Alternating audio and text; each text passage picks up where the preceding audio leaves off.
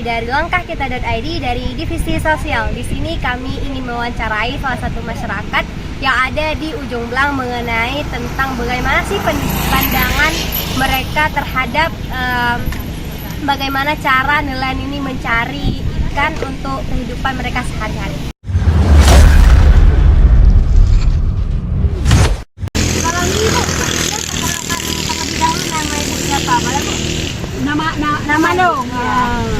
Punya di sini tak itu dibangun sama bapak kampung orang ini. Oh iya. Punya nama asli Nurian. Nurian, berarti Ibu Idi. Jadi Ibu kan pencaharian di sini tuh kan sebagai nelayan, bukan? Jadi pasti ada musim yang seperti kayak ikannya tuh murah, mahal. Ada yang murah, kadang-kadang ada ikan tongkol, kadang-kadang ada ikan cak. Kadang-kadang mahal 1 kilo, kadang-kadang 20, 25, kadang nggak ada ikan, kadang 5.000. Kalau banyak ikan, ya. Kalau nggak ada ikan, kadang 50. Itulah kalau banyak ikan itu murah harganya. Kalau nggak ada ikan mahal. Sekarang ikan yang lagi mahal itu ikan apa aja Pak? Itu ikan tongkol. Lagi mahal. Sekilo? Kadang-kadang sekilo, kadang-kadang 20, kadang-kadang 40. Udah mahal ya?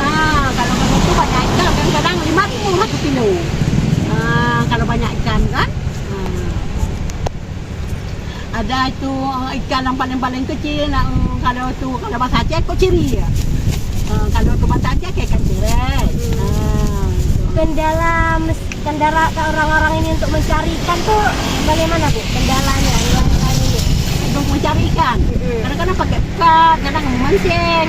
ya kendala yang susahnya Bu, yang susah sampai orang ini mendapatkan ikannya tuh sedikit. Sedikit nanti kadang dapat ikan 1 kilo, 2 kilo, 5 kilo. Kalau itu kadang banyak itu, kadang itu pada pakai itu, ambil bilang itu dah, dah itu. Kadang-kadang banyak, kadang ada enggak, kan?